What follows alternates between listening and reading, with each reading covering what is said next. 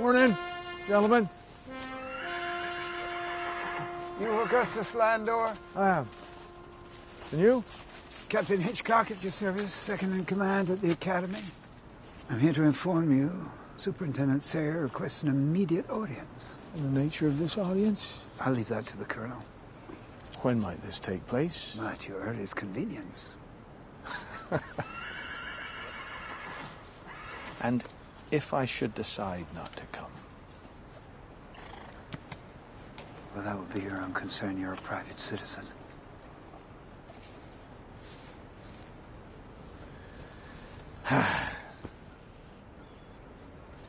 It's a fine day for a ride.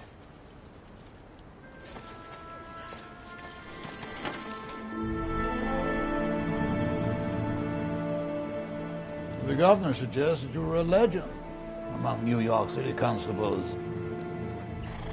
And when he recommended your services, he noted your impressive accomplishments, including apprehending the leaders of the Daybreak Boys, breaking up the dreaded Shirt Tails gang, and solving a particularly grisly murder of a young prostitute in Elysian Fields. Your talents include code-breaking, riot control, and gloveless interrogation. You're a minister's son from Gloucester who came to New York while still in your teens. And you are a widower, Mr. Landor, of 3 years now. Shall I send for coffee? Be here. You do nicely.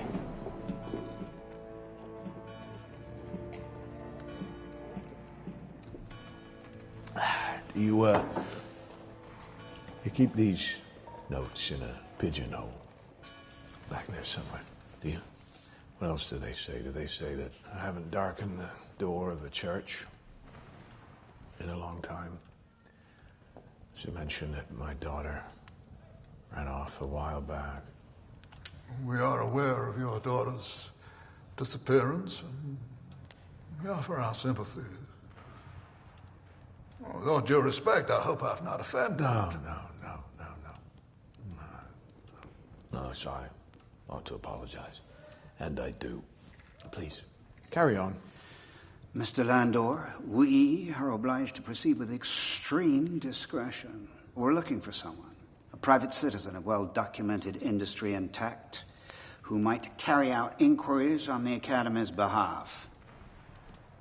Huh. They are of a highly complex and delicate nature and concern one of our cadets. Second-year man from Kentucky by the name of Fry. Leroy Fry. There's no point in dancing around it. Fry hanged himself last night. No. I'm sorry to hear that. A dreadful business, this. But you must understand our position. We have been specifically charged with the care of these young men, to make them gentlemen and soldiers, and to that end we drive them. We'd like to think we know when to stop driving them. A boy hangs himself. That's a matter for the coroner. I'm afraid that's not the end of it. Cadet Fry's body was violated last night in the hospital ward.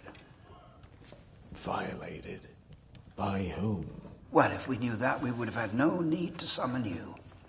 I'm sure the Academy has its share of pranksters. This was no prank, Mr. Landor. Leroy Fry's heart was carved from his chest. Dr. Marquis, how does a person go about doing this? Scalpel? Or any good sharp knife would do. But getting to the heart, that's the tricky part. Those gashes on the lungs and liver came from angling the blade to save the heart. And how would one preserve the heart?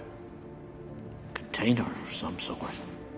Wrapped in muslin, maybe, or newspaper. Very likely surrounded by ice. What type of fella could do this? Strong one. Not a woman, then. No woman as I've ever had the pleasure of meeting, no. What about his medical pedigree? Would he need to be as well-educated and well-trained as yourself? Not necessarily. You'd need a lot of light and know where to cut, but you wouldn't have to be a doctor or surgeon. You'd have to be... A madman. And still out there. You'll have to forgive me, Mr. Landor. You find us in a very delicate position. There are certain powerful senators in Washington who would like nothing more than to see us fail utterly, to shut us down. I'm asking you to help save the honor of the United States Military Academy. And save it, I'll try. You were, on guard duty last night, Mr. Hunter. Yes, sir. Post at 9:30. Relieved at midnight and made my way back to the guardroom. Where is that? Number 4, sir. By Fort Clinton. I admit I'm not very familiar with the grounds, but it seems that the part we're standing on right now is not on the way from Fort Clinton to North Barracks. No, sir. Oh, well, took you off course then. Well, sir, on my way I heard something. I reckoned it was an animal. It sounded like it was dying or caught in a trap, so I came to help. I'm terribly partial to animals. I was running this way until I brushed Cadet Fry, sir. How do you look? Not well, sir. He wasn't hanging straight. It was almost as if he was seated in a chair. Oh, not following you. Well, his feet were touching the ground, sir. His feet were touching the ground? Sir. All right. What did you do next? I ran straight back to North Barracks. One last question, and I'll trouble you no more. Did you see anyone else about? No, sir. Mr. Hunter?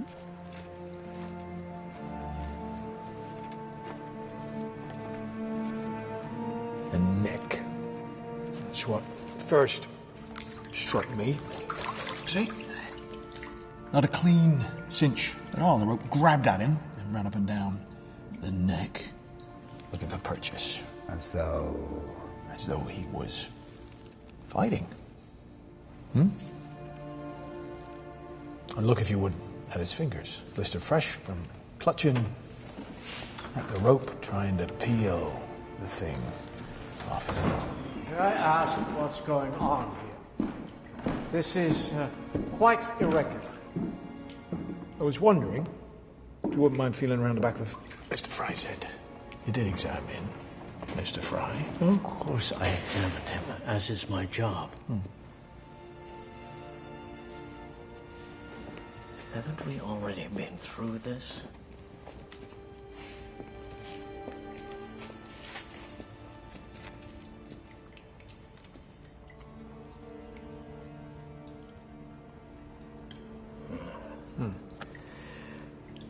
There is a contusion of sort. Rhinal region, approximately 3 inches. I must have missed that. Someone murdered Mr. Fry. Is this what you're telling us, Mr. Landor? You might be onto something there, Captain Hitchcock.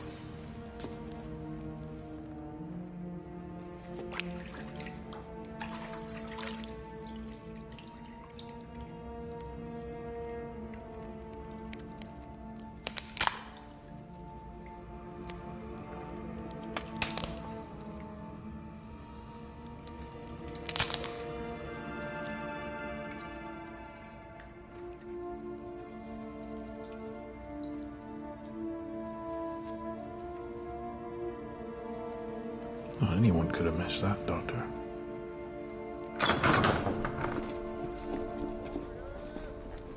Mr. Landor. So now you're on board. I think it's important we set some ground rules. You will report to me on a daily basis, and I to the Colonel. And you mustn't breathe a word of this to anyone, inside or outside the Academy. Is that all? One final condition. There will be no drinking throughout the course of this investigation. Your reputation precedes you.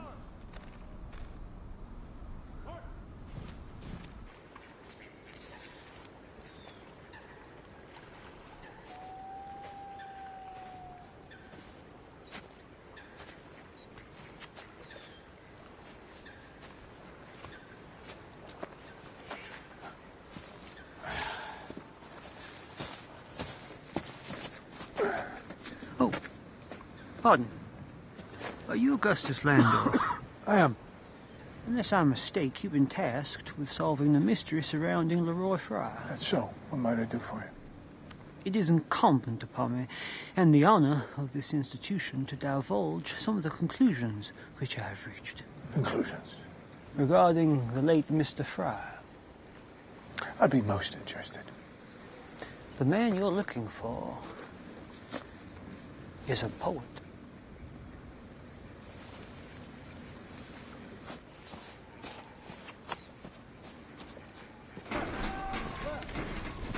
Private Cochran, when Leroy Fry's body was brought back to the hospital, you were detailed to guard it? I was, sir. Anything happen while on watch? Not till around 2:30. That's when I was relieved of my duty. Who relieved you? Private. Who relieved you? I can't tell you, sir. Only that it was an officer. He never identified himself. No, sir. But I wouldn't expect it of an officer. What did this officer say to you? He said, "Thank you, Private. That will be all. I'm relieving you." An odd request, no? Yes, sir. Very. Did you see this officer's face? No, sir. I'd only a candle and it was terribly dark. Well, tell me then, how did you know it was an officer? The bar on his shoulder, sir. But I must admit it was so very strange.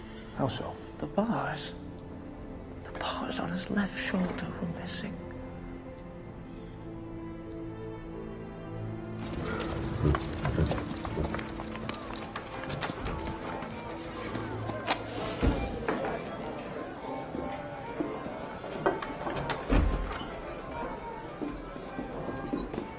Oh, there's the man himself. Benny knows a man who's in need of a drink when he sees one. The very sight of it warms my blood. Benny, Sir. here's to rules. Fuck him. What? Patsy. Patsy, what's grieving you?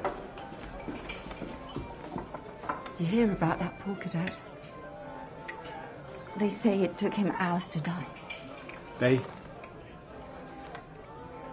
Him.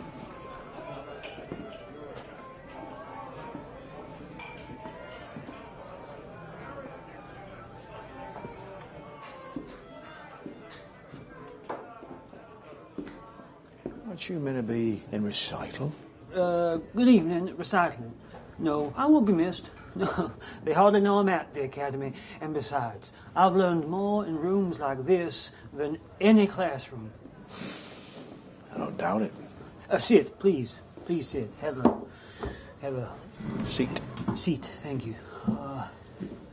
Fourth classman Poe, E.A. Poe, Edgar A. Poe. Worked up quite a thirst, I see. Helps take the bite off the gloom.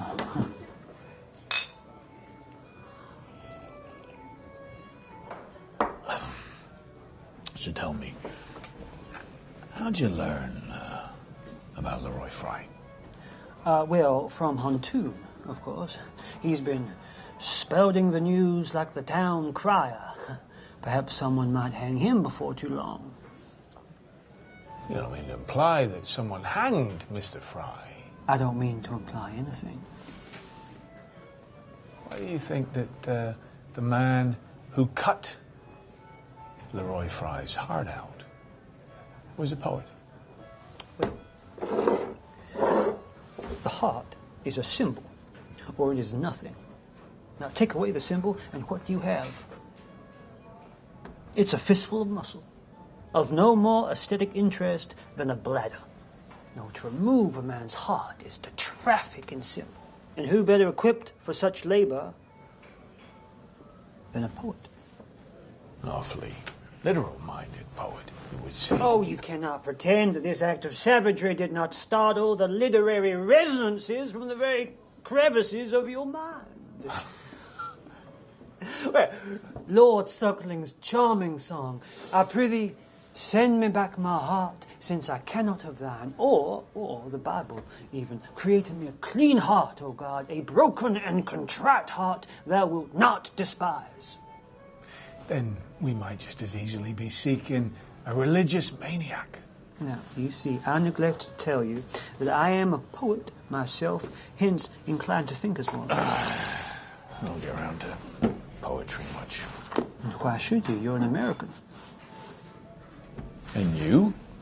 An artist. That is to say, without country. Why, Mr. Landor? You've been a great help. You want a second look at a cadet named Loughborough. In former days, Leroy Fry's roommate, until they had a falling out, the nature of which remains uncertain.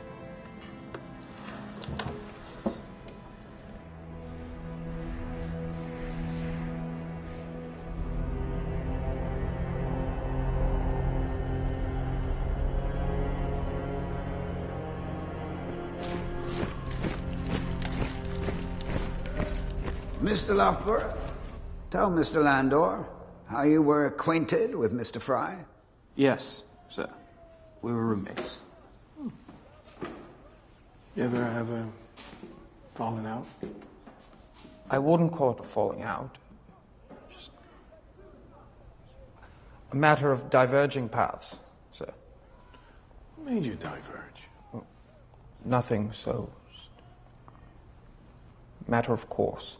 If you know of anything pertaining to Mr. Fry, you're bound to disclose it at once. Well, it's like this, sir. I'd say he'd fallen in with a bad bunch. At least that's what he called them. Then tell me, by bad bunch, did he mean other cadets? He never said, but I assume so.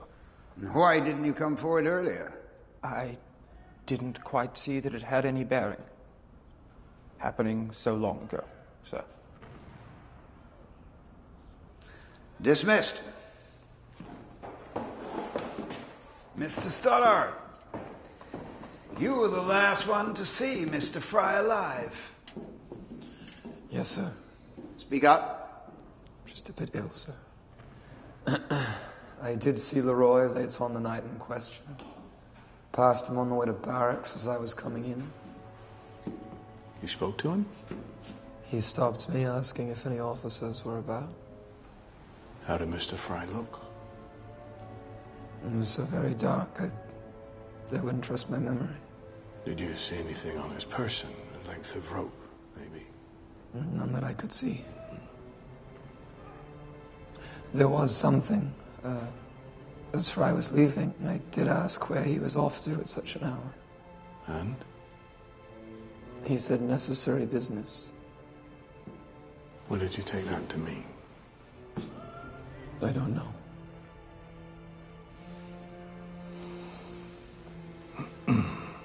Dismissed.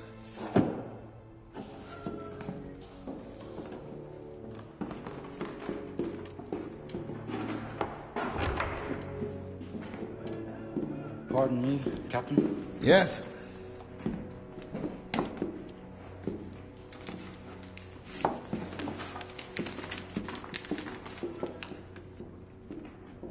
Christ Almighty.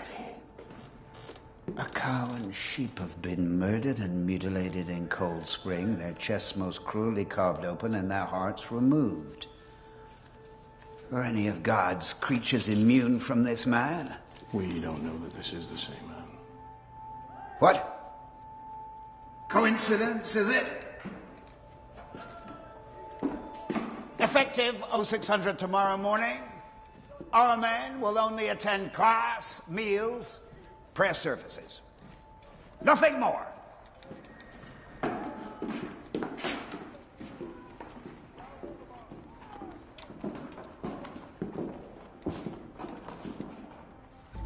If any of your classmates ask, we did nothing more than discuss your acquaintance with a rifle. There was no acquaintance. I never knew him. What? I never knew the fellow. Then I misunderstood you. Not the first. So if this is not a discussion, what is it? An offer of employment. There's no pay. None of your classmates may know what you're doing until long after you're done with it. If they do find out, they'll likely curse your name. No. An irresistible offer. No, please, tell me more. Excellent. I need you to decipher this. A segment of a larger note. You have to work secretly and as precisely as you can.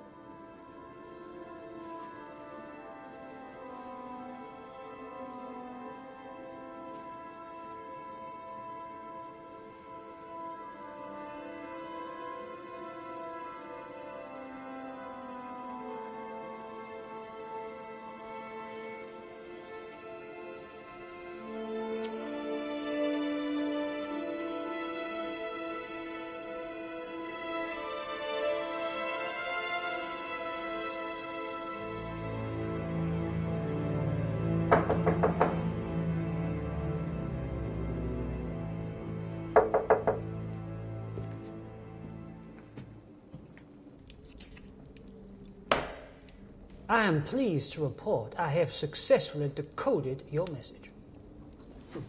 Handwritten, it is of a personal nature. Fry had it with him at the time of his death. From that we may presume it was sufficient to draw him from his barracks on the night in question.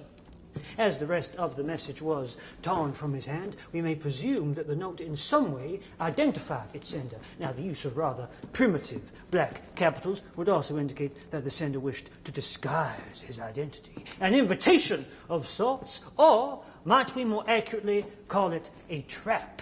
A trap? Now, with that in mind, may I? Let's concentrate our labours on the third line, which we know for a fact is complete. B. But B what? Something that begins with L. Little?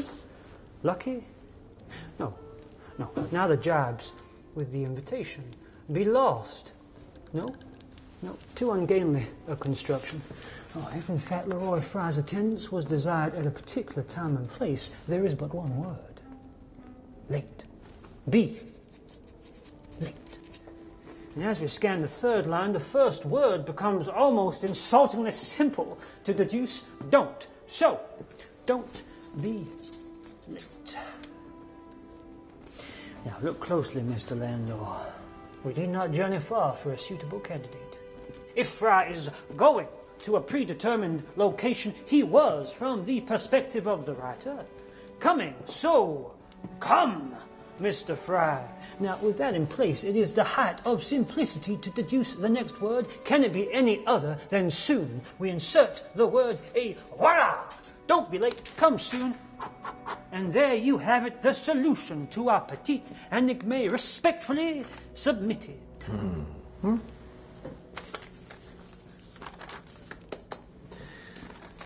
First-rate work.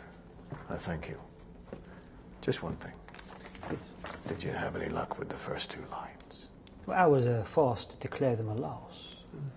Are you a good speller? Oh, flawless. Judged so by no less an authority than the Reverend John Bransby of Stoke Newington. So, I take it that you've never done what so many of us do, misspell similar-sounding words.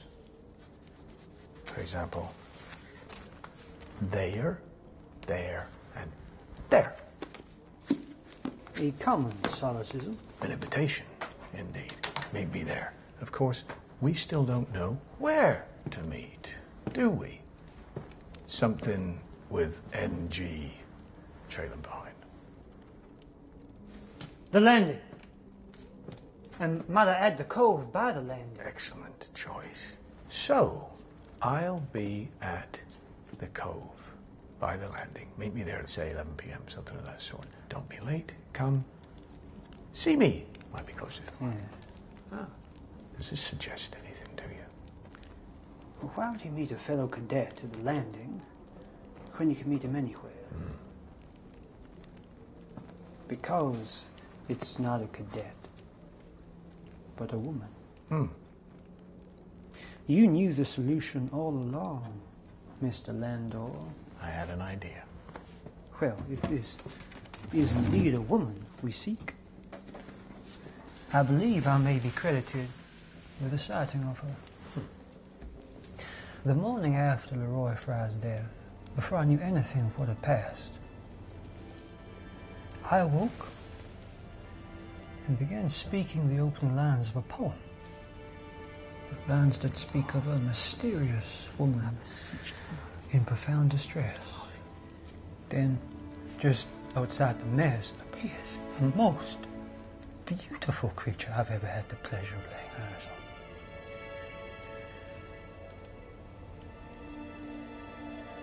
Who was she? I haven't the faintest. But why do you believe that this poem or young woman are connected with Mr. Fry? The air of concealed violence, unspeakable duress, an unknown woman. You could have woken any morning and written this. But I didn't write it. It was dictated. Dictated? Mm-hmm. By whom? My mother. She's dead. Dead nearly 20 years.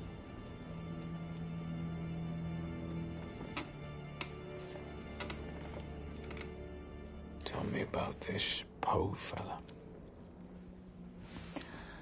Oh, Poe. A lovely boy. Beautiful manners. Talks a lot. Definitely. And definitely something peculiar about him. Because he talks a lot? No, because he's full of senseless fancies. He tells me about a poem. Claims it has something to do with Leroy Fry's death. Claims it was dictated to him in his sleep by his dead mother.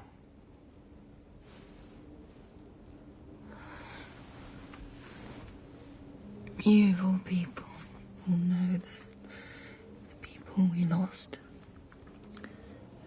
are always with us.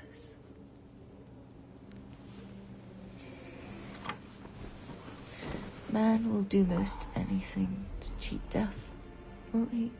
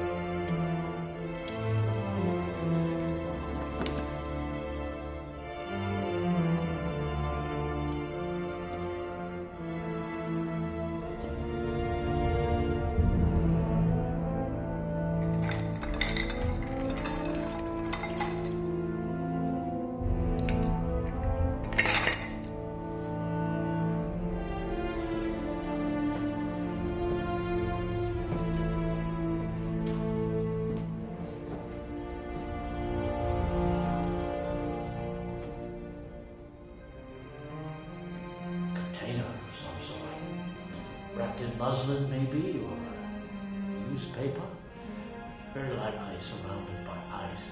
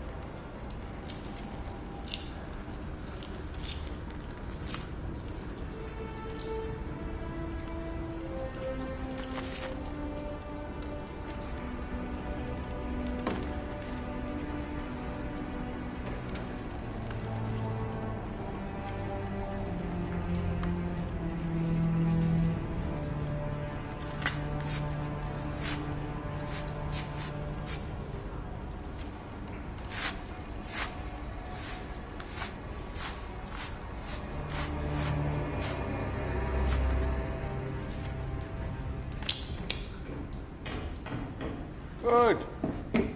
My note reached you. Were you followed? Followed? Well, how unprofessional. Certainly not. What is this? The scene of the crime. The second crime. Where Fry's heart was brought.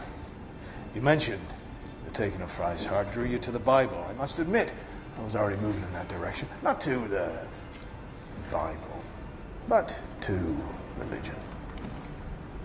This does appear to render a ceremony of some sort.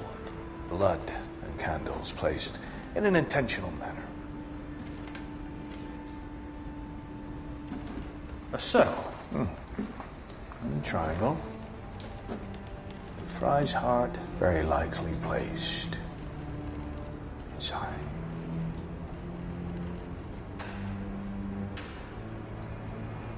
I have an old friend. Might be of some use.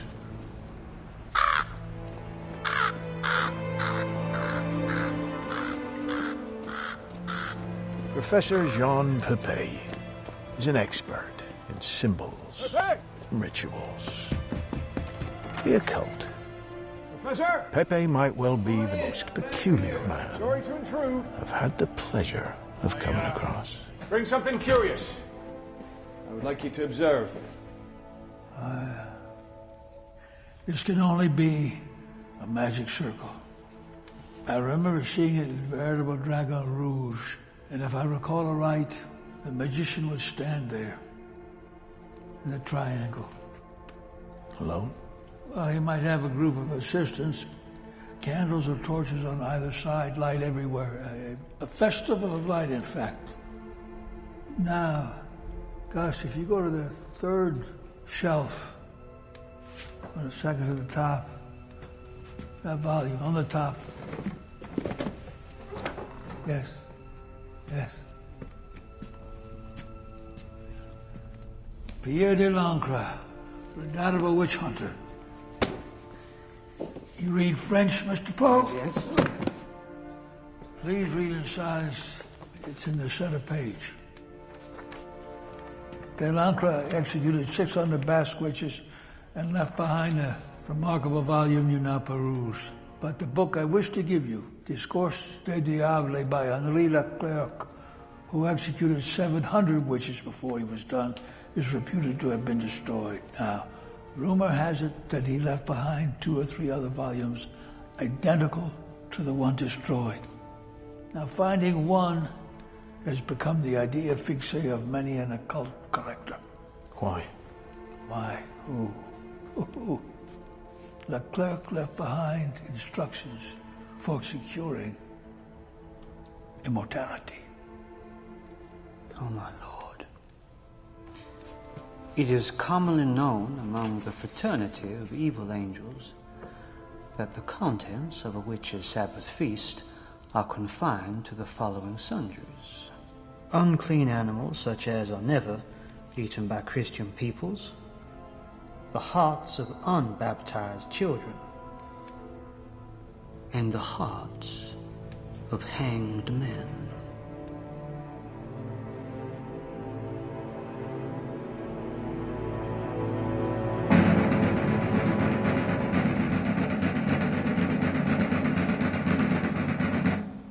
I need you to discreetly infiltrate the cadets. See if you can ferret out which of them may have a connection to the occult.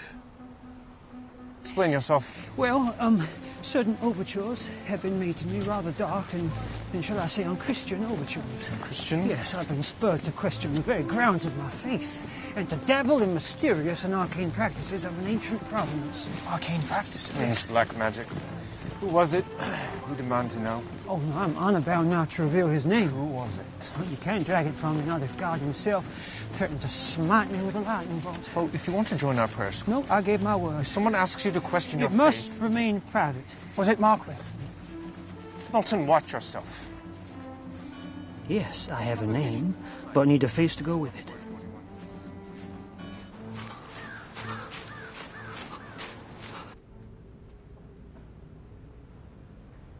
Vertigo, huh?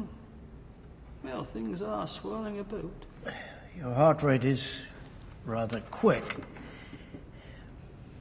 Very well, Mr. Poe. Keep to the house today and take care of yourself. Present this to Lieutenant Locke and his cadet commandeer, Artemis, my son. He'll make sure you're relieved of your duties. You wish to be excused from class because you were feeling vertiginous? And an even worse ailment not noted. A grand ennui seizure. Grand ennui? Of a most pronounced character. Mind yourself, Poe. You may ask the doctor yourself. It's true, Lieutenant. My father did tell me he's never seen anything quite like it. Very well. But I'm charging you with unbecoming brazenness. 3 demerits. Return at once to your quarters. And you would best be there when the officers come around for inspection.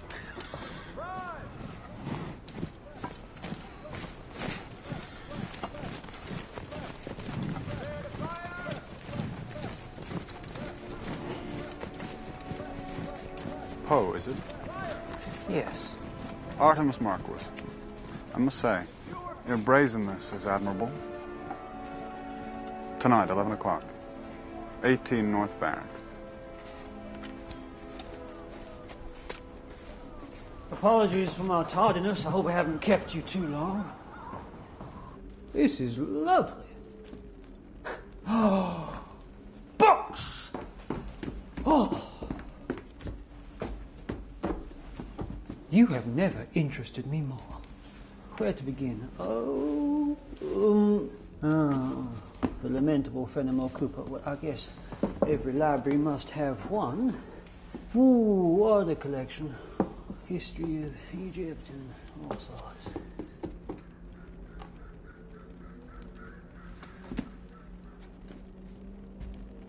You've been found out. Oh? You gave me to understand you didn't read poetry. Don't? Byron?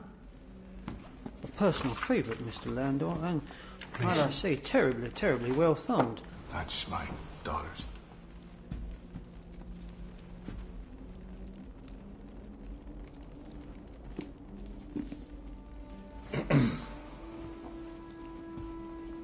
And your daughter's no longer here? No.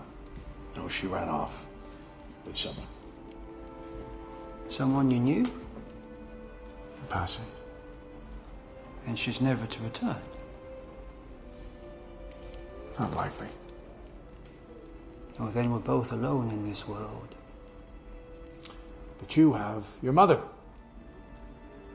She still speaks to you. At any rate. Yes. Yes, from time to time. And I might add, whatever's good in me, in person, in spirit, comes from her. Your daughter, what's her name, if you don't object? Matilda. Maddie. You needn't say any more, Mr. Landor. So, you say you found something? No, better than that. Someone goes by the name Marcus. The doctor? No. His son, Artemis. And I have tasked myself with maneuvering into his impenetrable peer group. Here's another good creature of God. Courtesy of La Divine Patsy. Are you going to report us for defying curfew, Poe? Do our wee transgressions offend thee? Not only am I not offended, Mr. Ballinger, but another round is in order.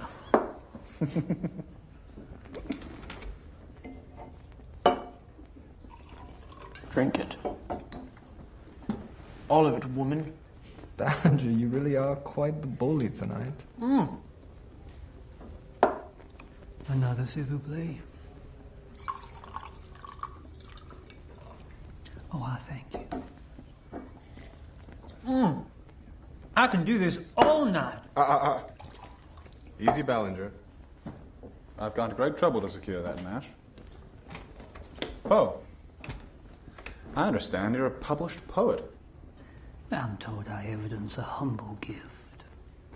Well, then I demand a public read. और मौके वारदात की तरफ अपनी गाड़ी घुमा देती है। आज मैं आपको सुनाने जा रही हूँ एक ऐसे सीरियल किलर की कहानी जिसने अमेरिका की कैलिफोर्निया में सन 1984 से लेकर 1985 तक यानी एक साल में दरिंदगी की सारी हदें पार कर दी थी। उसे हत्या से ज़्यादा मारने वालों की आंखों में अपना खौफ देखने में मजा आता था। इसकी दरिंदगी का अंदाजा इसी बात से लगाया जा सकता है कि वो लाशों के पास बैठकर खाना खाया करता था। यह खूंखार अपराधी हत्या को अंजाम देने के लिए हेडगन, तेज धार वाला चाकू, तार, हथौड़ा और अन्य धारादार हथियारों का इस्तेमाल किया करता था और वारदात को अंजाम देने के बाद कहता था, शैतान जिंदाबाद। 28 जून 1984 को कैलिफोर्निया के घर में 70 साल की महिला के शव मिलने की खबर पुलिस को मिलती है। पुलिस जैसे ही इस घर में दाखिल होती है तो यहाँ हुई हैवानियत की झलक साफ दिखाई देती है। घर का सारा सामान बिखरा पड़ा था और कई कीमती सामान और जेवरात गायब थे। इधर उस बुजुर्ग महिला की लाश नग्न अवस्था में फर्श पर पड़ी हुई थी। उसके शरीर पर चोट के कई निशान थे। पुलिस को यह समझते देर नहीं लगती कि अपराधी ने बड़ी बेरहमी से इस महिला का कत्ल करने से पहले उसके साथ बलात्कार किया है। पुलिस लाश को कब्जे में लेकर जांच में जुट जाती है। इसके बाद 7 मार्च 1985 को 2 लाशें पुलिस को मिलती है। ठीक इसके 10 दिन बाद ही एक दंपति की लाशें पुलिस को मिलती है। कातिल हर बार किसी को मारने से पहले अपना खौफ जरूर पैदा करता था। एक महिला को गोली मारने से पहले उसने उसे खिड़की से खींचकर बाहर निकाला और फिर गोली मारी। इस तरह मैक्सिमम हजारे नाम की महिला की तो यह कातिल आंखें निकालकर अपने साथ ले गया था। एक 81 साल की महिला की उसने हथौड़े से पीट कर हत्या कर डाली थी। हर बार अपराध करने के बाद यह अपराधी एक खास तरह का निशान छोड़ देता था जिसका मतलब होता था शैतान जिंदाबाद। साथ ही वो अपने शिकारों को भी शैतान जिंदाबाद के नारे लगवाता था। कहा जाता था कि इस दरिंदे ने कई बच्चों का यौन शोषण भी किया था और उसकी बेरहमी से हत्या भी कर दी थी।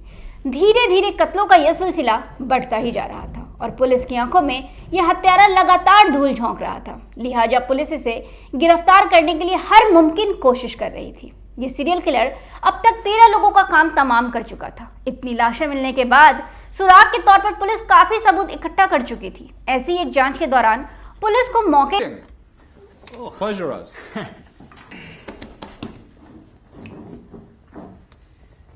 I met a lewd nude in Bermuda who thought she was shrewd.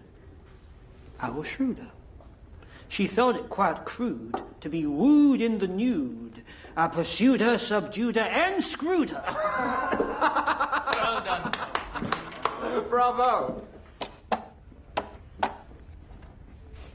Losing card is a 7. Winning card is a jack. Oh. Well, it's your lucky day, Poe. Thank you. Is it true, Poe, that Detective Landor interrogated you about Fry? He was mistakenly under the impression that I was an intimate of Fry's. Were you? I was not. Fitting, though, that the only thing that Fry could do to gain attention was to hang himself. I think he hanged himself in despair over being jilted by a lady. And what lady might that be, Stoddard? What of your sister, Artemis? Didn't she dazzle Fry? Oh, come now, Randy. You were closer to Fry than anyone in this room. I don't believe I was so near to him as you.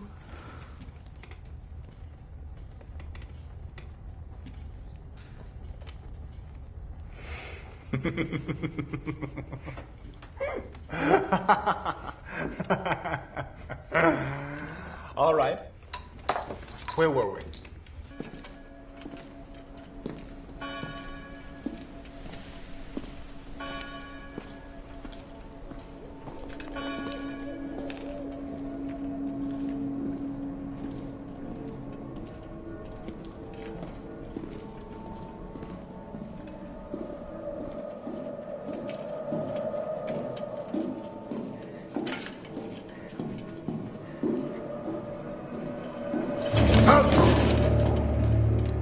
Curfew not apply to you, Mr. Poe?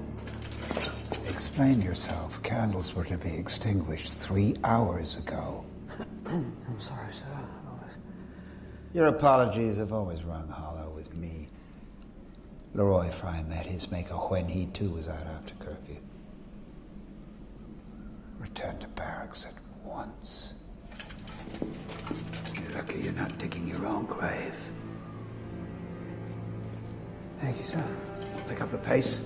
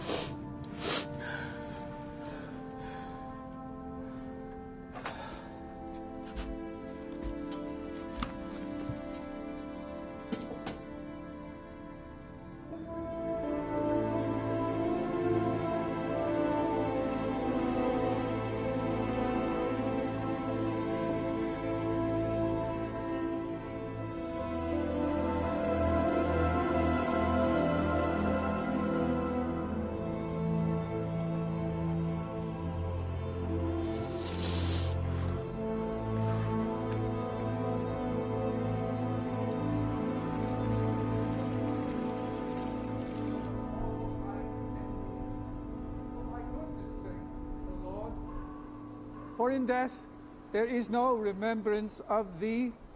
In thy grave, who shall give thee thanks? According to thy mercy, remember thou me for thy goodness' sake. O Lord, mine eye is consumed because of grief. You're Mr. Landor, aren't you? I am. I'm Leroy's mother. I'd like you to have this. Leroy's diary. It goes back at least 3 years. I don't recall. I'm sorry. Terrible loss. I don't recall any diary being found with his personal effects. It was Mr. Ballinger who sent it to me. Mr. Ballinger? Yes. As soon as he heard what had happened, he went straight to Leroy's quarters to see what could be done. The dear boy mailed it to me. I see. And just now, as soon as he saw me, he said, I thought you should have Leroy's diary with you in Kentucky. And if you feel like burning it, go right ahead. Well, how considerate of him. Well, I can make no sense of it. All numbers and letters. But seeing how the army is depending on you, it seems only right that you should have it.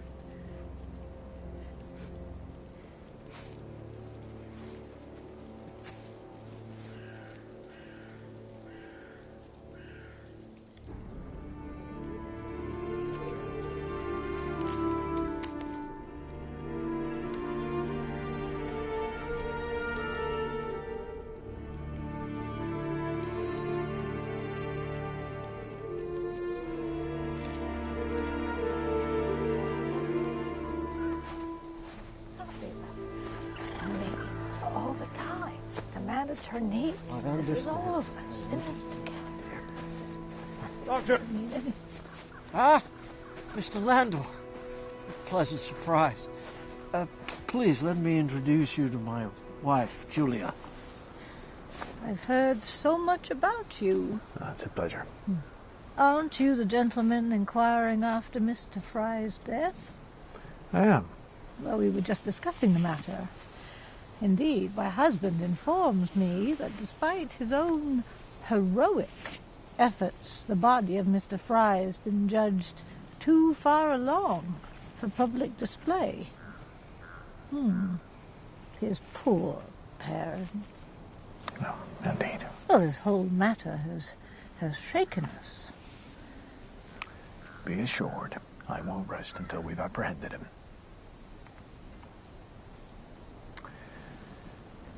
Lovely to make your acquaintance. My dear. I understand you're a widower, Mr. Landor. That is so. Well, all due sympathies. Was it recent, your wife going to her reward? 2 years ago now. Only a few months after we moved to the Highlands. A sudden illness, was it? Not sudden. Enough. Well, your sacrifices aren't lost on me. Condolences. Thank you.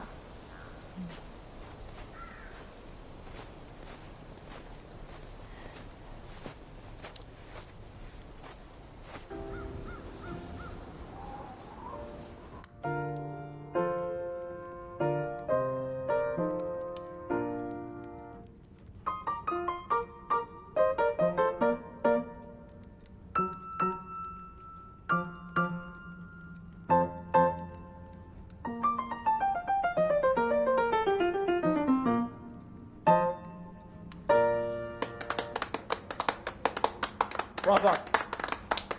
Edgar, did I not tell you my sister's a prodigy? Marvelous, my dear. What a tear to my eye. Yeah. A lovely run, Miss Marquis, truly. Yes. Your immortality is assured. I can't think of any woman who wishes to be immortal, Randy. I am at once reminded of Sir Thomas Gray's, full many a flower is born to blush unseen. And wasted sweetness on the desert air. Favorite, Mr. Poe. And what do you think of my little protege? I think Mr. Poe is far beyond being anyone's protege. He's certainly not to be corrupted by the likes of you. All right, Leah, that's enough now. You need to rest before dinner. You'll excuse me, gentlemen. Thank you, Leah. Randy, cheers. Stoddard, come on, man, chessboard. All right, I'm going now. She's ill. In her condition, she shouldn't be entertained. Miss Marquis. Oh, pardon me. Nothing would afford me greater pleasure than an audience with you on Saturday. I'm sure that's true, Mr. Poe, but I'm afraid I'm engaged Saturday. Ah, merci. À votre temps et du Japon, monsieur. Merci, Eugenia. Vous n'aurez pas d'heure. Je vais vous chercher mon manteau moi-même. Oh, bonsoir. Bonsoir. Vous parlez français, Monsieur Poe? Et avec un accent qui ne passe pas à n'importe quel Parisien.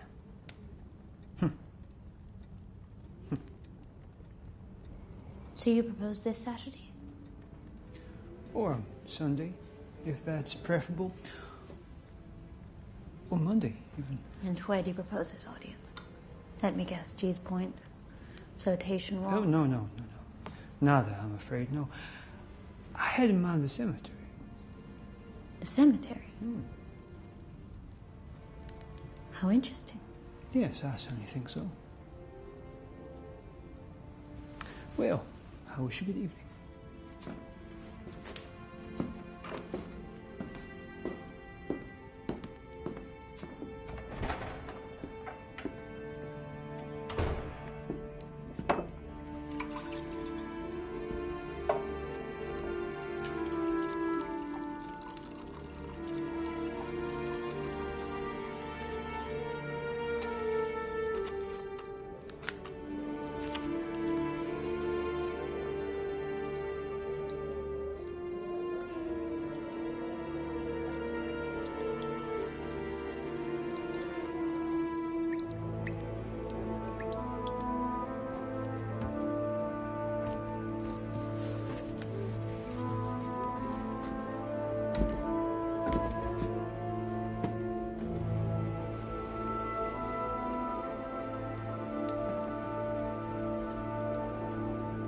not so bare now.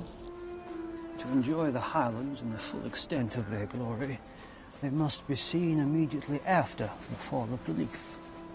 Why is that? Vegetation does not improve, but rather obstructs God's originating design. A romantic. You do enjoy talking about God and death, don't you? I do consider death to be poetry's most exalted theme.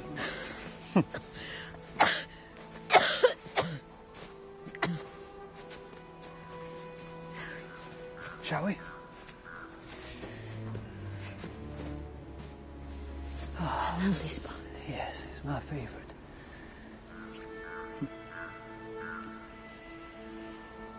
How well it sits on you. Morbidity. Tears you better than your uniform. The only one to match you is Artemis. I've never seen him dwell in the realms of melancholy. He does consent to visit our world for long intervals.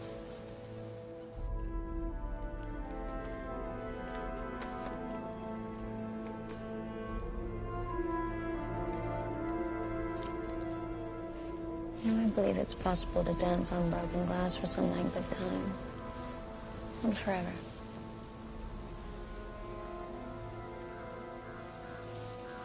Yes, I can see you two hold much in common.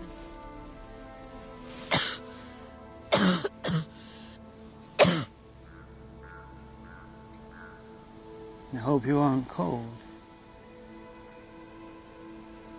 The frigid climate has clearly settled in for good. Please let us not. You don't suppose I came here in order to talk about the weather how prosaic. I'm sorry, my sole concern was for your welfare. Proceed then. By all means, declare your undying love so we may both return home be none the worse. I was just saying I'm that... sorry. I'm sorry, I'm being a horror and I have no idea why. You are cold, Miss Marquis. Would you like to borrow my cloak? Quite all right. It's really no, Ice. What? Leah! Leah! Leah! Leah! What's happening? Leah! Leah!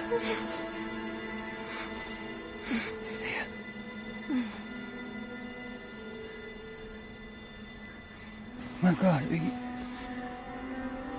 all right? Yeah. I'm rather fine.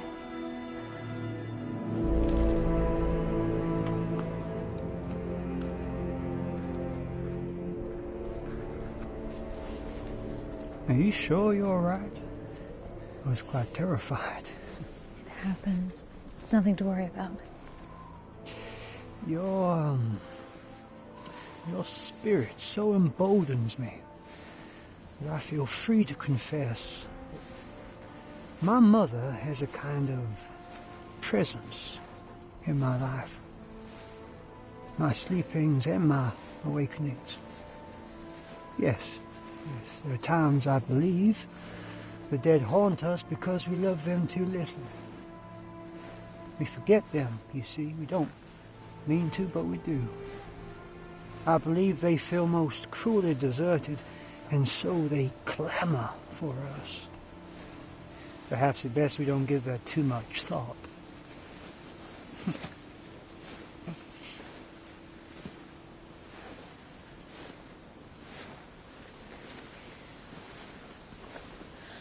I want you to know how grateful I was. To open my eyes and find you there. To look deep within you and find something I would never have expected. Not in 1,000 years. Thank you.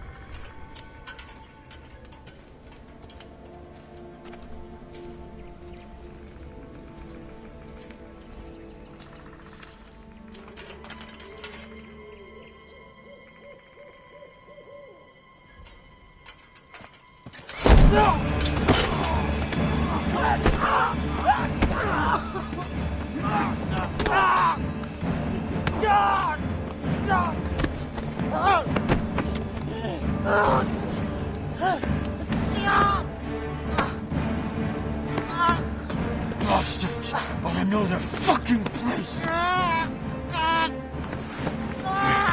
Stay away from Leah!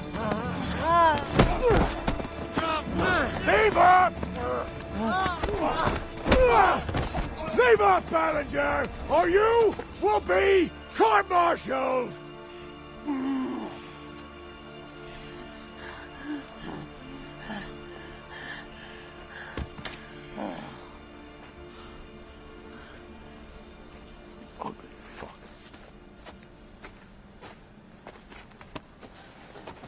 You all right?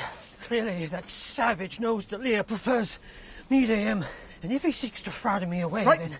I was standing here, look, something killing you. Killing me? Oh. Before I let him come between me and my heart's desire, I will kill him. It's always been this way. People underestimating me. Friends, classmates, my very own benefactor. Everyone. Everyone. But my dear mother. And thank you for assisting earlier. It's unlike me to be caught by surprise. But then, you surprised too, don't you, Landor? Now, no desire to offend, but you're much more sophisticated than you present. Now, tell me, is it true you once elicited a confession with nothing more than a piercing look?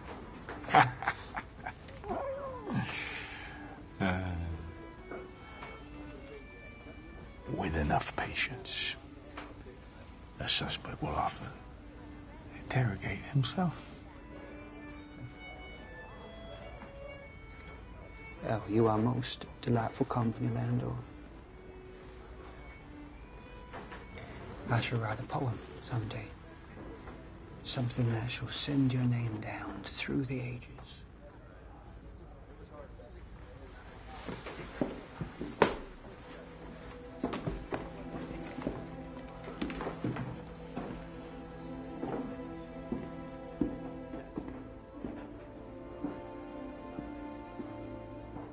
Even after this attack, you don't suspect Randy Ballinger? So where does this leave you? Your investigation? I'm interested in Artemis Marquis. I take it you know him. Well, who doesn't? Glorious look to him. He'd almost have to die young, wouldn't he? But I wouldn't have picked him for the violent sort. Always very cool. Perhaps he's not our man. There's a quality to him, to his entire family. They act like people they were guilty of something. Aren't all families guilty of something?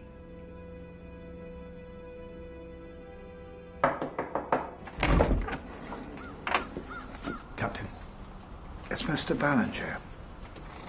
I'm afraid he's gone missing.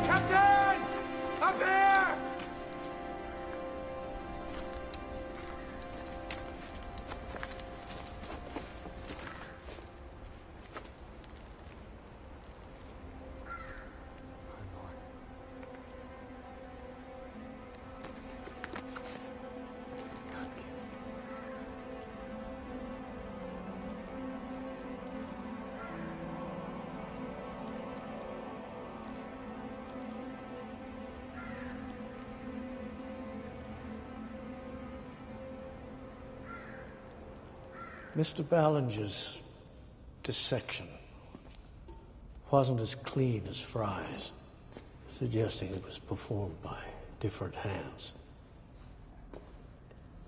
As for the castration, well, I'm... Castration? My God, Landor. We're no closer to finding who's responsible for this than we were a month ago! We are closer. It's only a matter of time. Well, tell me. Have you found more evidence of satanic practices?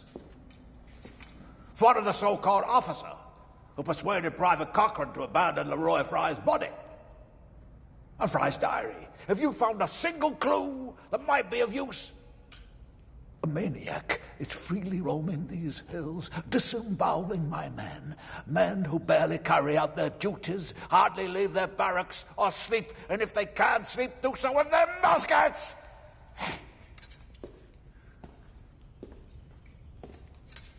I'm beginning to believe you no longer think I'm competent to undertake this investigation. Thank you, Doctor.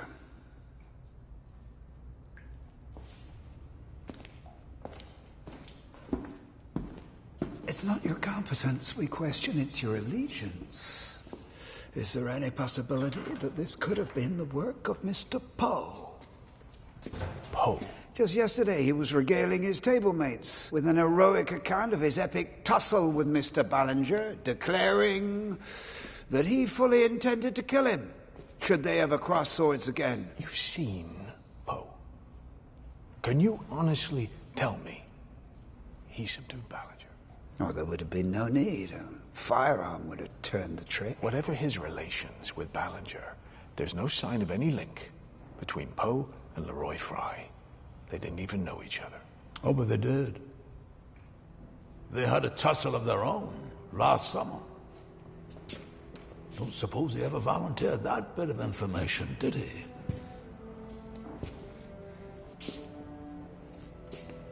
Then arrest him. Arrest him if you are so persuaded. All we have is motive. We're looking to you to supply evidence. Mr. Landor, do you harbor a latent hostility toward this academy? Is that it? I am risking my life on behalf of your precious institution. But yes, I do believe that the Academy takes away a young man's will.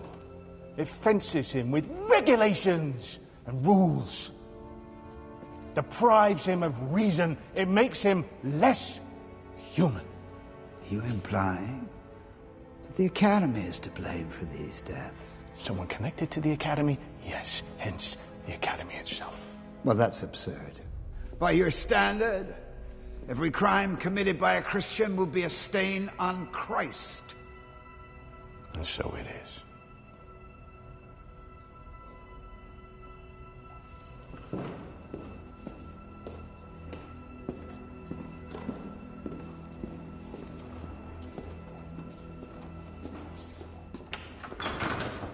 When I first asked you to take this job, you told me you'd never had dealings with Leroy Fry, so, let's start there. Well, that's not entirely true. Well, why is nothing simple with you, Poe? Where are the facts? Where are the simple facts? Yes or no? The truth. Did you know Leroy Fry? Yes. Did you have words with Leroy Fry? Yes.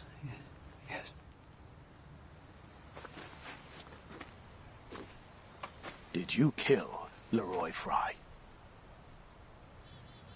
Did you kill Randolph Ballinger?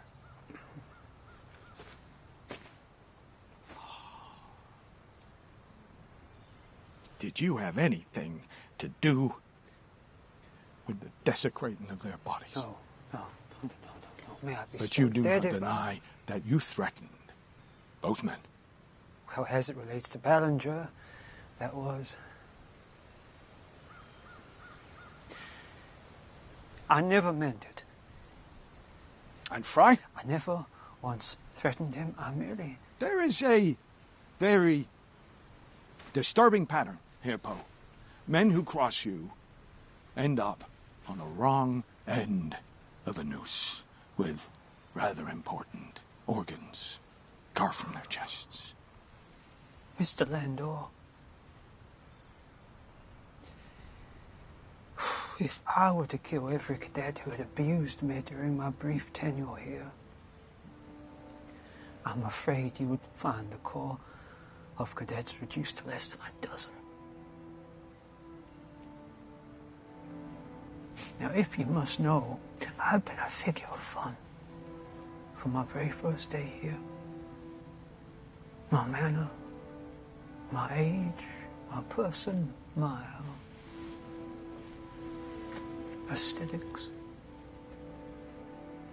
If I had a thousand lifetimes, I could not begin to redress all the injuries that have been done to me. Yes, I'm guilty of a great many things, but never that. Never murder. Now, do you believe me? I believe that you should take better care of what you say and do. For now, I can probably hold off Hitchcock. But if you ever lie to me again, they can clap you in irons, and I won't lift a finger to help you. Do you understand me?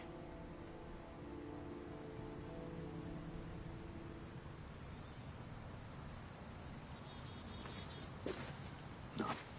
Excuse me. I'm expected for dinner.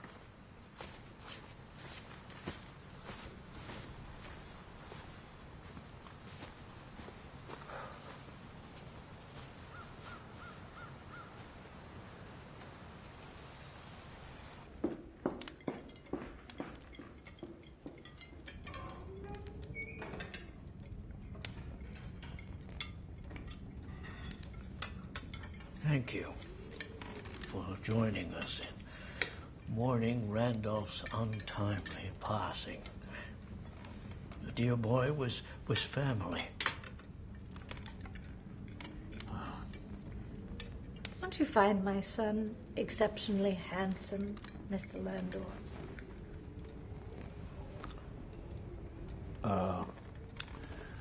I would judge both of your children to have been blessed in that regard. Yes, we are hereditarily blessed. But I must say, I do find you a rarity. A person of exceptional intelligence. The quality in such ridiculously short supply here. And with that intelligence, Mr. Landor, I hope when you've finished with your official business, you will assist me with a puzzle of my own. Oh, a puzzle. The strangest affair. While in recital, Monday, it appears someone had rifled through my belongings. Well, terrible people are abroad. Really, Father? I was inclining toward the theory that the fellow was simply rude. Well, of course, having no idea who he was. All the same, you must be careful, Artemis. You really must. Oh, Mother. It was probably just some tiresome old fellow with nothing better to do and no life of his own to speak of. A rustic sort of cottager. Don't you think, Mr. Landor? Oh, you have a cottage, Artemis. don't you? You may even have some very near relations who fit the pattern. Artemis. Perhaps a dear friend who likes a tipple and to drink in a tavern. Stop it! Please, I hate it. I positively hate it when you take on like this. I don't follow your drift, Mother. Oh, no, I'm sure you don't. I might drift clear to the other side of the Hudson and no one would care. No one would follow. Would they, Daniel? Son, please.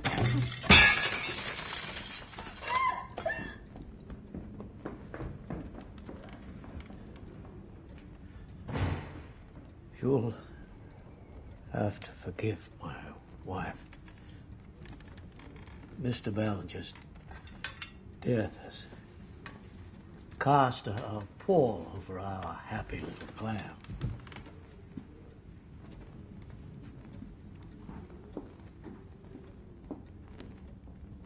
I wonder if you'd care to join me in my study, Mr. Landor. I'd be delighted.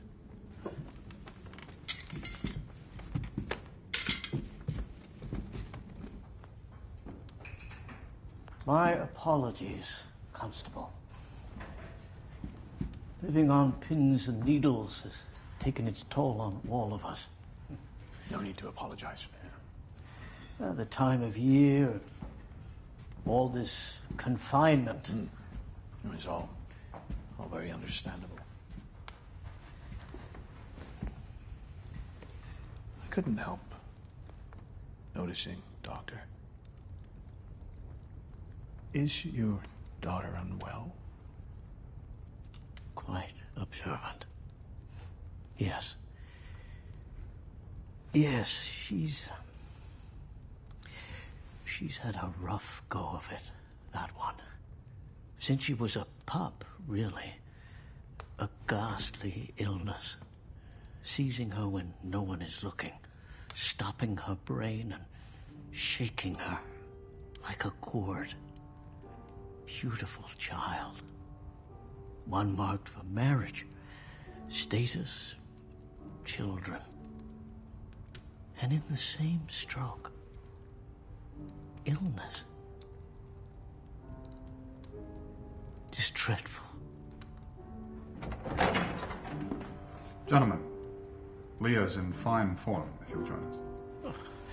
Thank you, son. Shall we? If you don't mind, I'll just step out for some fresh air. Of course.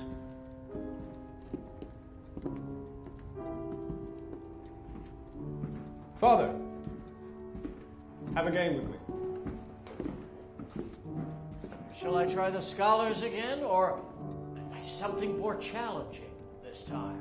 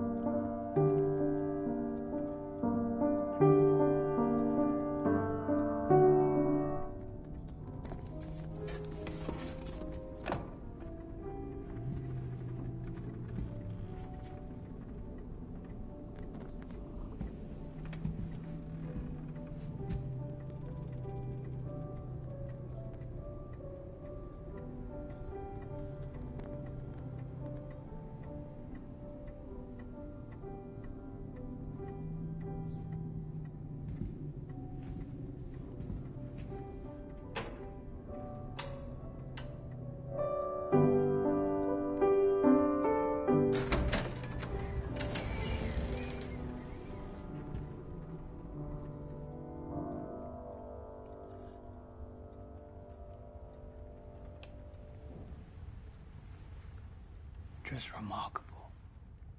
Hardly. Passable, maybe. You realize the effect your playing has on me. On all of us, really. Yes. Well, I don't quite know how else to put it. But, I've come to realize that I would do most anything for you.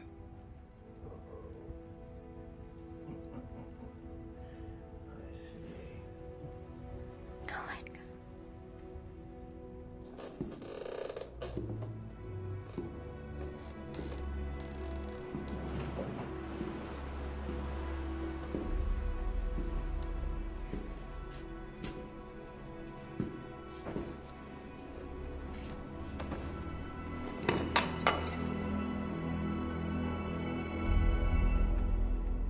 May I help you find something, Mr. Landor? You've recovered. And so soon. Oh, do forgive me. I feared I was coming down with one of those horrid migraines, but it seems a moment's rest was all I required, and I feel quite cured. Let's put that dreadful old thing away, shall we? I'm quite sure it won't fit you. The good doctor and I were in search of it, and I found it. Look what the constable found in our closet, darling. Remember Artemis wearing it as a young lad around the house? Remember, love? I remember, Mother. It's my brother's coat. Your brother's. That's the only thing we have to remember him by. Why do you have it? Perhaps Artemis can answer that.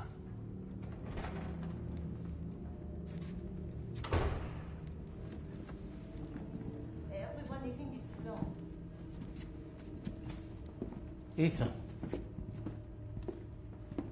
What brings you here? Another cadet is missing. And I've formed a search party ready to go within the hour. No stone will be left unturned. No, but so shudder to think what this one might... Gentlemen, I've just been to Mr. Stoddar's quarters. His trunk was empty. No civilian clothes were to be found anywhere. I believe he has run off. Run off?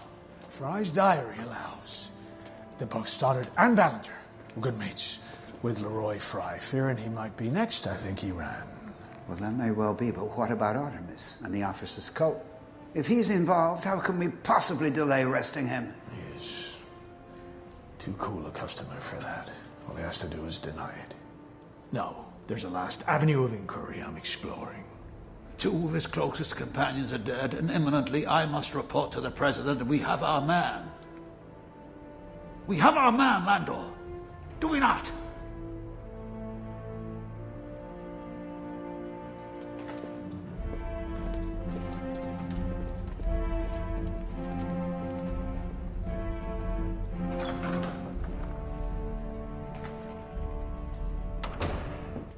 Mademoiselle. Edgar.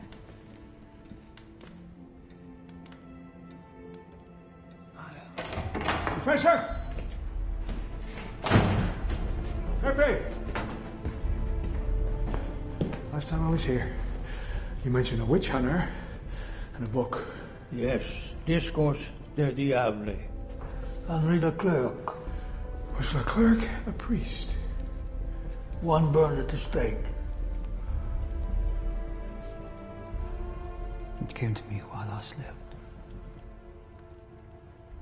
Down, down, down came the hot, thrashing flurry. Ill at heart, I beseeched her to hurry. Lenore. She forbore the reply. Endless night caught her then in its slurry, shrouding all but her pale blue eye. Darkest night, black with hell, charneled fury, leaving only that deathly blue eye.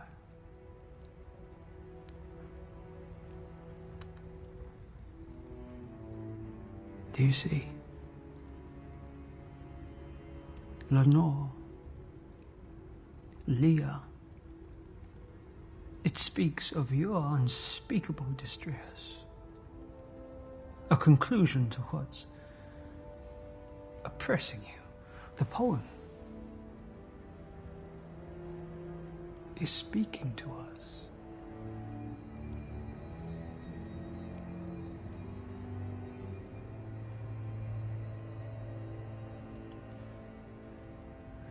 Remember when you said you'd do anything for me? You devil worshiper.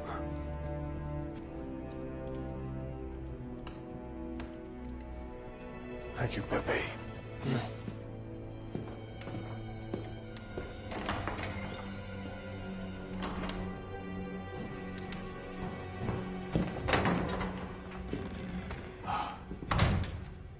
Mr. Landor. Your family. Your family. They've been quite a puzzle. I could never get a fix of who was in command. One time or other, I suspected each of you. It never occurred to me that it might be someone who wasn't even alive. Pardon me?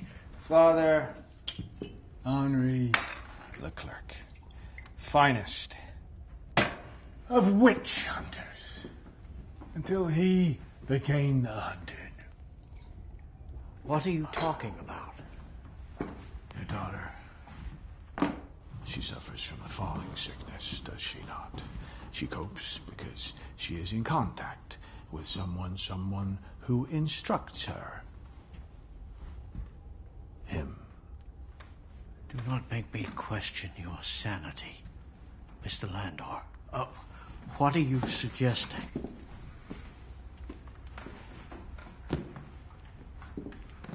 The clerk's incredibly rare discourse. Du diablo.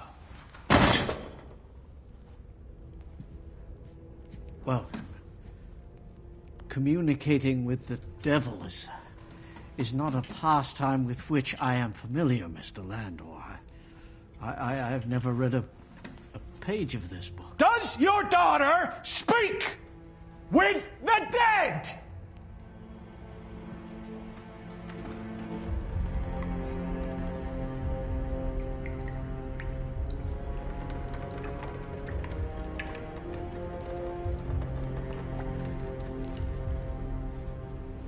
Over the years, her seizures have gotten much, much worse. I have tried every medical regimen I could think of. She was given 3 months to live. Do you know what it feels like to go to sleep not knowing if your daughter will make it through the night? But then, one day she came to me and said that she'd met someone, her great-great-grandfather. Leclerc. Henri Leclerc wasn't evil. He was misunderstood.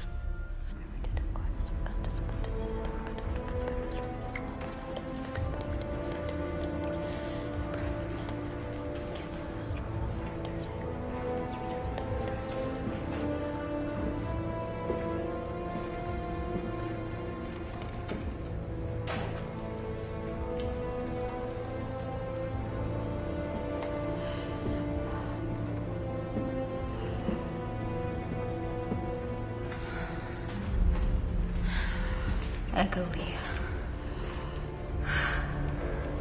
Vos invoco, et conjuro, et constringo.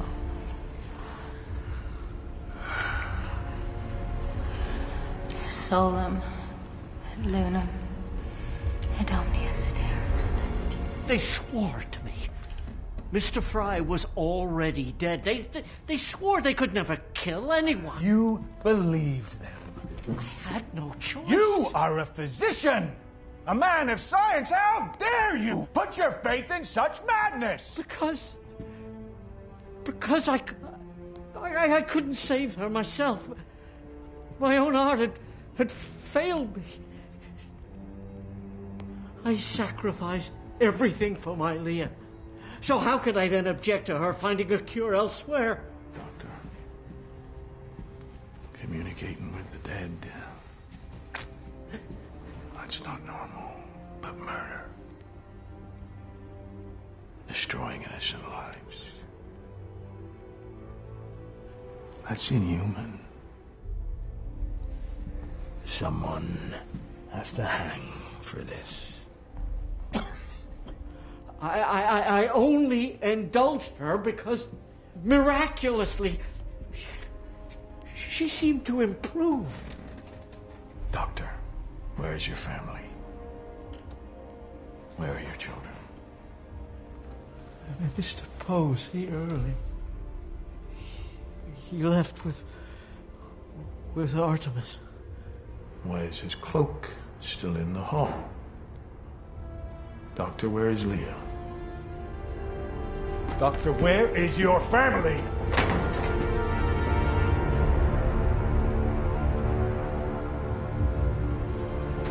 It's starting to wear off. Leah. Continue. Et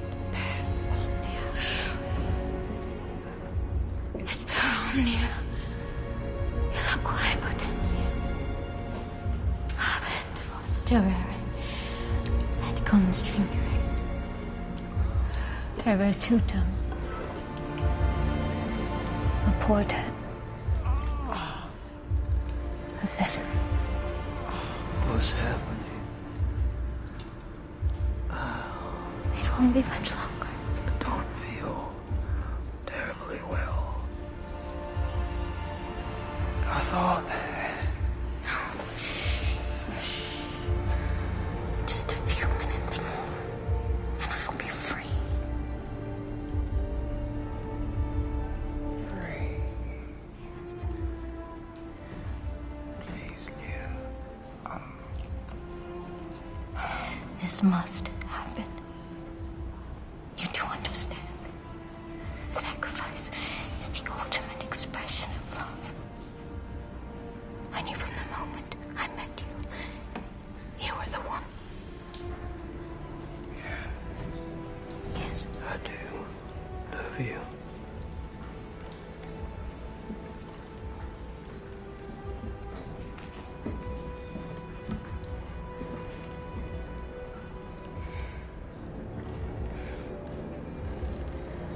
Per Dardo, Principem Vestrum, per Zombrim, et Mombrim, per Usuel et per Sarduus.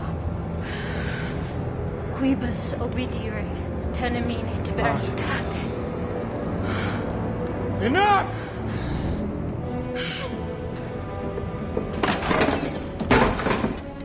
Get out! Get out! You'll hang for this. You have no business here. Get out! Leah, finish! Mrs. Marquis, you wish to see your children hang? Mother, don't listen. He's bluffing. Continue! Leah! As far as heart, no? Leah, continue! Ballinger, he'd do anything for you, even murder a man. And Artemis, you killed him. Please, just leave us alone. It's almost done. Yeah, it is done. It was you. It was you who lured Fry out with a note. No, it wasn't her idea. It was mine. No! I did it.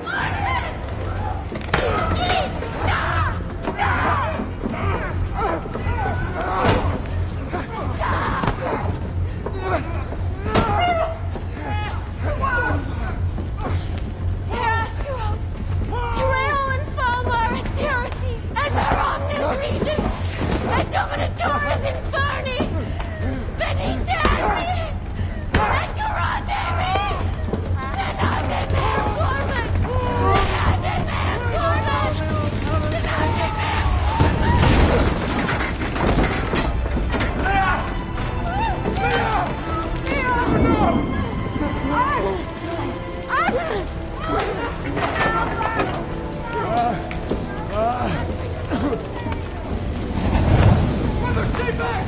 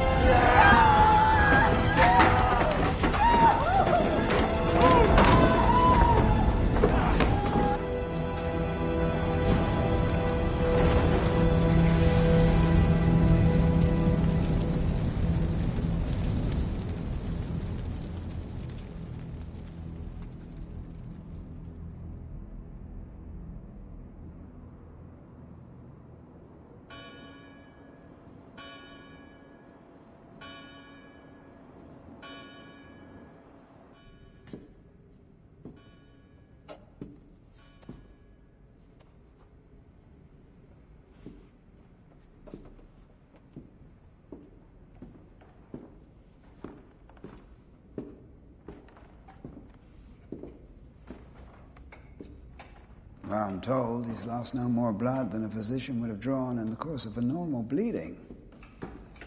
Might have been the best thing for him. The more to life than meets the eye, Landor, I admit. I couldn't agree more. So, what now of Mrs. Marquis? Grieving, as only a mother can. The magistrate felt she'd suffered enough.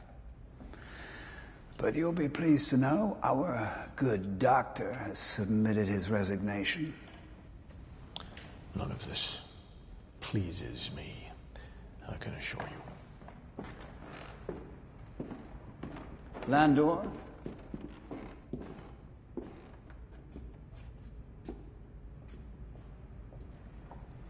You and I could not be more dissimilar.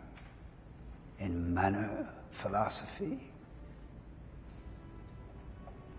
But I wish to convey that if this business has ever rendered me,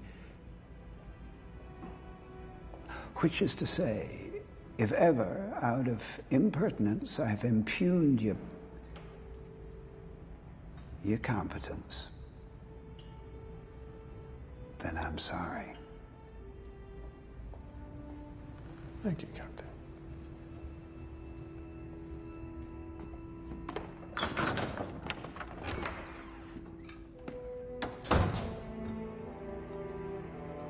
How could I have dined and fraternized with a man all of his years? Known his family almost as well as my own, and never fathomed the depths of their distress. I designed, Colonel. Yeah. Yes. I suppose. Shame on me. I can only assume Artemis murdered Mr. Ballinger to prevent him from alerting the authorities, and Mr. Stoddard ran rather than become the next victim. You could assume that, yes. Well, Landor, I declare your contractual duties fulfilled to the letter. I hereby release you from your contract. I hope that won't displease you. At the very least, I hope you won't object to accepting our thanks. The jackals in Washington will soon be in retreat, I hope. I believe we have won a stay of execution. No, Colonel.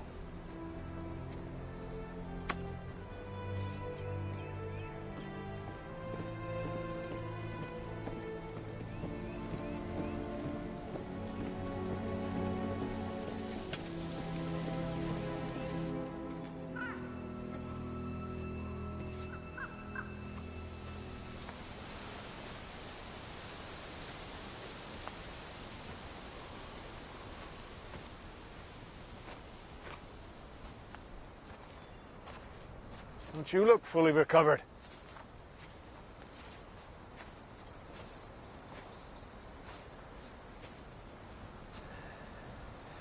I know about your daughter. Very well. What does Maddie have to do with anything? Everything. As you know full well.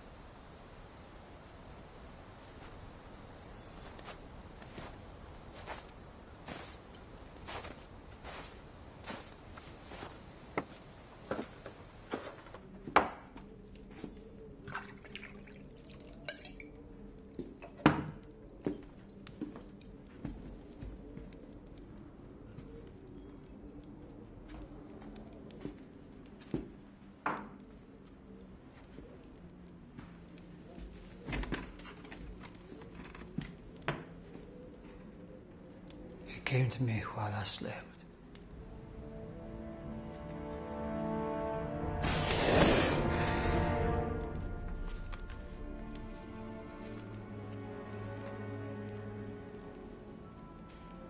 The note found in Leroy Fry's hand. The note left for him luring the poor bloke from his barracks. You were careless enough to leave there with me.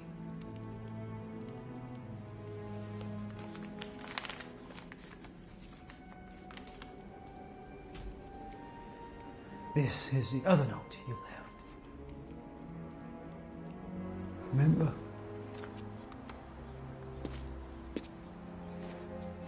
I'm most struck by the shape of your characters.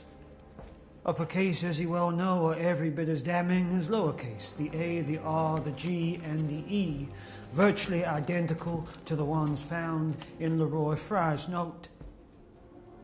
You can imagine my astonishment.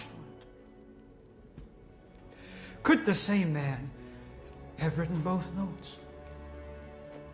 And why would Landor have any reason to correspond with Leroy Fry? As luck would have it, I ran into La Divine. Patsy.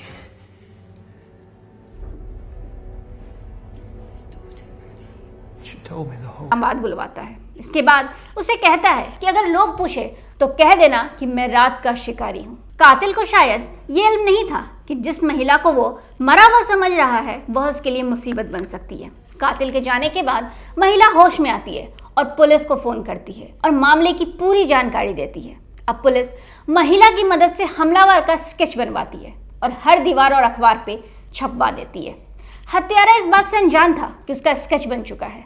जब वो अपने भाई के घर से Los Angeles लौटा तो लोगों ने उसे पहचान लिया। उसने भागने की कोशिश भी की लेकिन भीड़ ने उसे पकड़ लिया और पुलिस के आने तक उसे खूब पीटा और पुलिस के हवाले कर दिया। इधर उसके हमले से बचे एक 6 साल के बच्चे ने भी उसे पहचानने में मदद की। और इस तरह 31 अगस्त 1985 को रिचर्ड रेमिरेज नाम के एक खतरनाक सीरियल किलर को पुलिस ने गिरफ्तार कर सलाखों के पीछे डाल दिया। 20 सितंबर 1979 को 43 मामलों में अदालत ने रिचर्ड को दोषी पाया। इसे कुल 19 मामलों में मौत की सजा हुई और जेल में ही 7 जून 2013 को रिचर्ड रेमिरेज की प्राकृतिक रूप से मौत हो गई। लेकिन अपराध की दुनिया में इसके दाखिल होने की कहानी भी बड़ी दिलचस्प है। 29 फरवरी 1960 में टेक्सास में जन्मे रिचर्ड रेमिरेज के घर पर अक्सर झगड़े होते थे और उसके पिता उसके साथ खूब मारपीट भी करते थे। इससे उसके जीवन पर बहुत बुरा प्रभाव पड़ा। उसके पिता पहले पुलिस और बाद में रेलवे का काम करने लगे। उसकी माँ भी गुड्स फैक्ट्री में काम करती थी। रिचर्ड को बचपन में मिर्गी के दौरे पड़ते थे। स्कूली दिनों से भी वो नशे का आदी हो चुका था और अपने पिता की मार से बचने के लिए रात में वो कब्रिस्तान जाकर घंटों बैठा रहता था। रिचर्ड अपने चचेरे भाई मिजुअल के साथ अक्सर नशा करता था, जो वियतनाम लड़ाई में शामिल हुआ था, और घर लौट आने के बाद वो अपना ज़्यादातर समय रिचर्ड के साथ ही गुजारता था।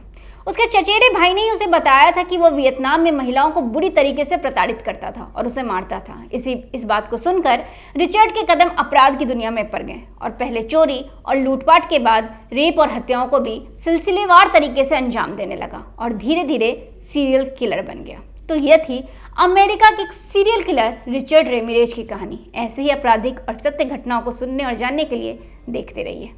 तो आपको हमारी कहानी कैसी लगी हमें ज़रूर बताइएगा। साथ ही साथ अगर आपने हमारे चैनल को सब्सक्राइब नहीं किया है तो उसे जल्द से जल्द सब्सक्राइब कर दें ताकि अगली कहानी आने पर आपको तुरंत पता चल जाए। Returning home from the academy ball, Lawtey was raped and left for dead by 3 nameless ruffians.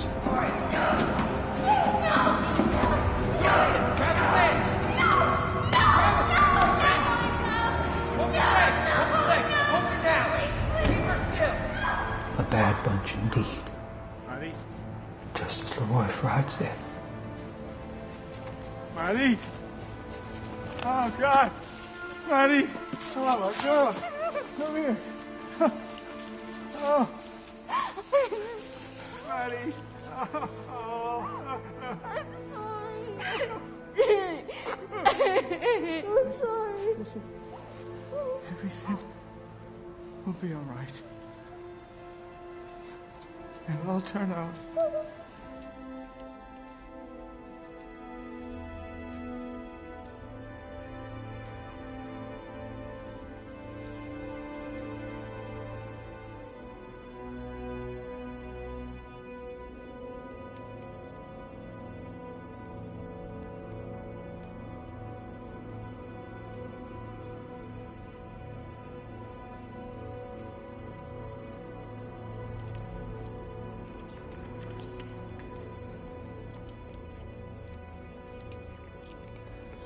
Maddie, he cannot help you. Please, my love, let me help you.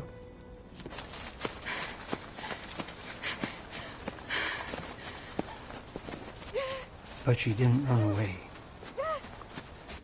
did she?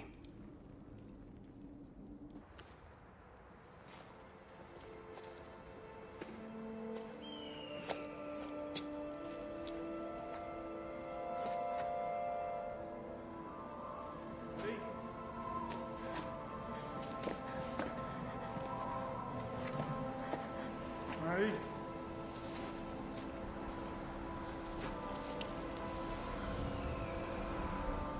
Maddie?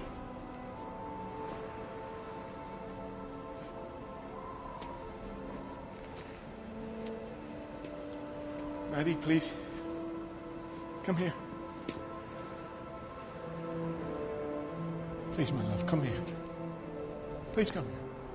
Don't. Everything will be all right. Please, Maddie, come back. It'll all turn out. Don't. I love you.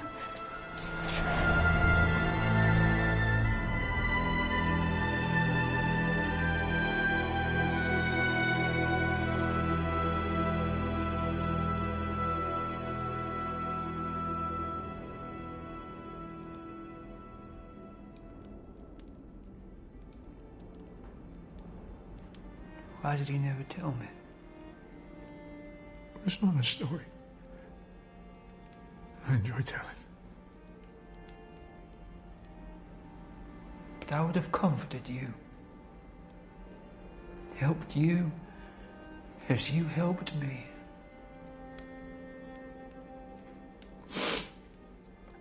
I don't think I can be comforted on that particular subject.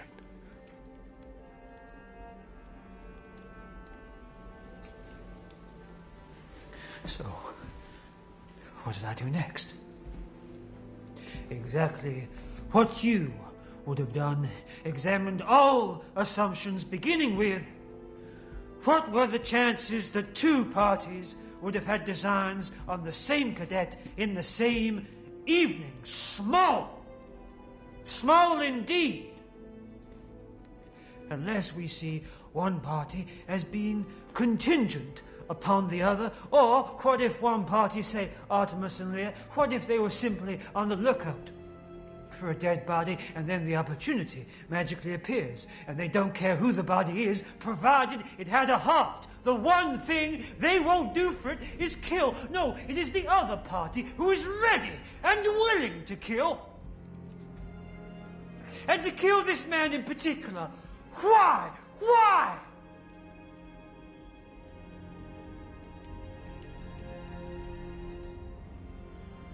Might it be revenge, Landor?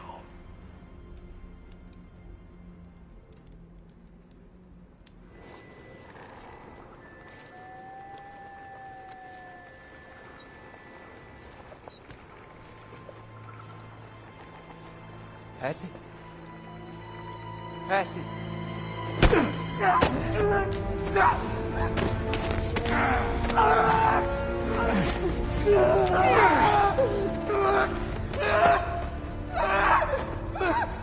It was with you.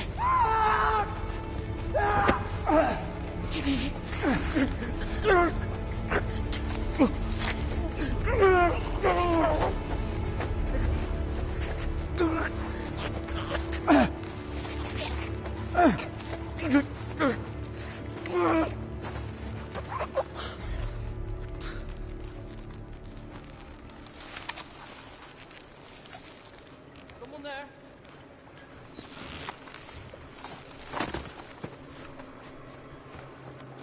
Hello?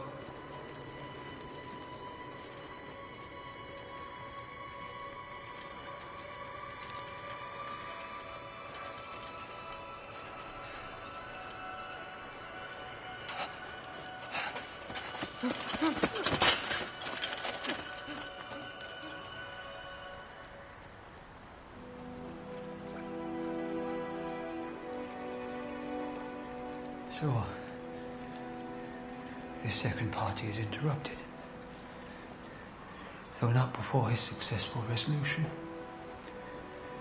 It steals back to his cottage in Buttermilk Falls, where he has escaped unnoticed, but is shocked at being summoned back to West Point the very next day to learn that in the intervening hours the dead man's body has been most horribly mutilated, thus providing his crimes with an extraordinary cover. He must think God himself was on his side, being engaged to solve the very crimes that he himself committed. And as a result, Artemis and Leah will forever go down as murderers. There's no forever about it. They will be forgotten just like the rest of us. I shall not forget them. Especially my Leah. She was to be a wife, Landor a mother. Nor shall I forget how he played the rest of us as fools. Fools. But I was your prize fool. Was I not?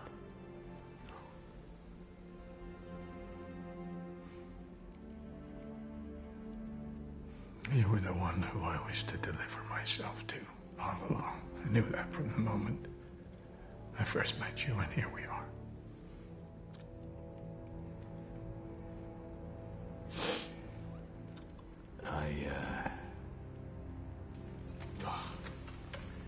If you want me to say I'm sorry, I will. I don't want your apology. No. I want answers. How did you know it was Fry who raped Mattie?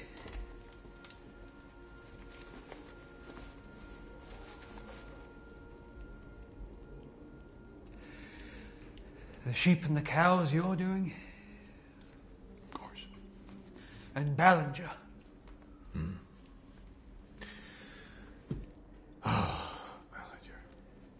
I had to cut his heart out. I had to make it look like the work of Satanists. That is no easy job for an ill man. How did you learn of Ballinger's involvement?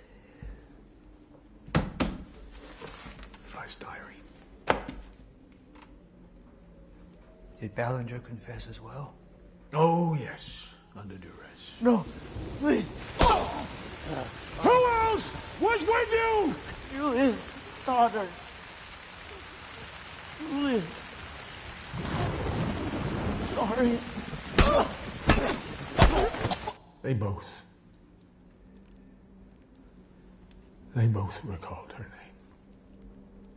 And I made certain that he recalled what she was wearing. Every detail of her dress. Only Stoddard, it seems, has escaped your justice. I haven't the strength or the will to chase him down. I only hope that he spends the rest of his miserable life looking over his shoulder. What they did was an appalling, savage thing. But you might have gone straight to there, secured a confession. I didn't want them to confess. I wanted them to die.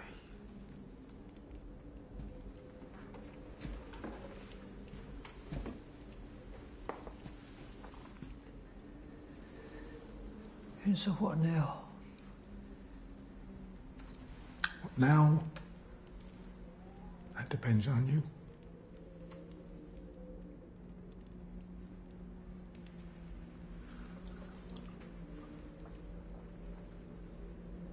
I have a pair of notes that will send you to the gallows.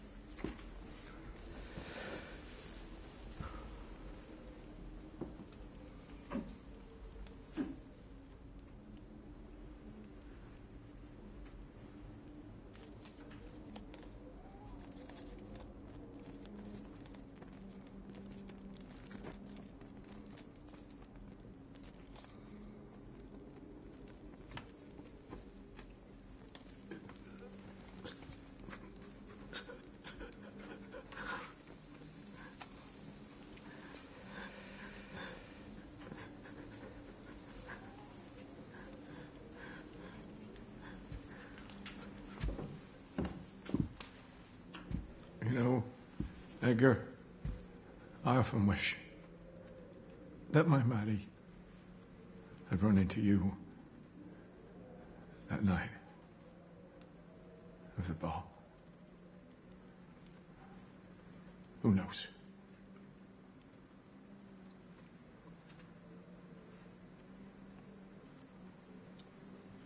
We might have become a family indeed.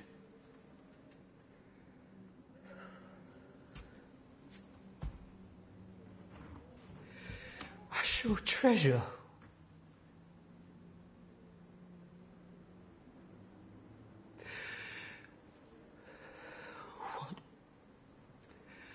what we